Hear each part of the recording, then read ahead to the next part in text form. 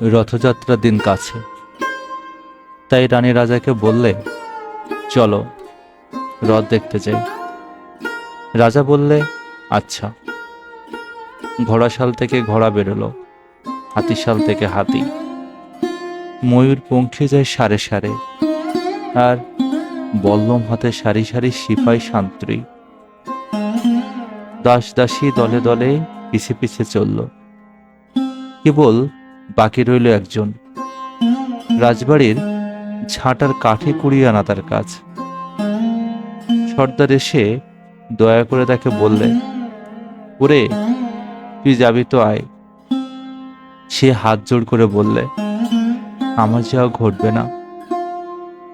রাজার কানে কথাটা উঠল, সবাই সঙ্গে যায়, কেবল সেই দুঃখীটা যায় না।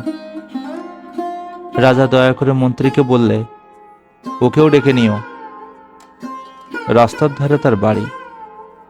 হাতি যখন সেইখানে পৌঁছল, মন্ত্রী তাকে ডেকে বলল, ওরে দুঃখী, ঠাকুর দেখবি চল। সে হাত জোড় করে বললে, কত চলব, ঠাকুর দুয়ার পর্যন্ত পৌঁছই এমন সাধ্য কি আমার আছে? মন্ত্রী বললে, ভয় কি রে তোর, রাজার সঙ্গে চলবি? সে বললে, সর্বনাশ, রাজার পথ কি আমার পথ? মন্ত্রী বললে, তবে তোর উপায়? তোর ভাগ্যে কি রথযাত্রা দেখা ঘটবে না? সে বললে, ঘটবে বই কি, ঠাকুর তো রথে করে আমার দুয়ারে আসেন। মন্ত্রী হেসে উঠল, বললে, তোর দুয়ারে রথের চিহ্ন কই? দুঃখী বললে, তিনি যে আসেন পুষ্পক রথে। মন্ত্রী বললে, কই রে সেই রথ?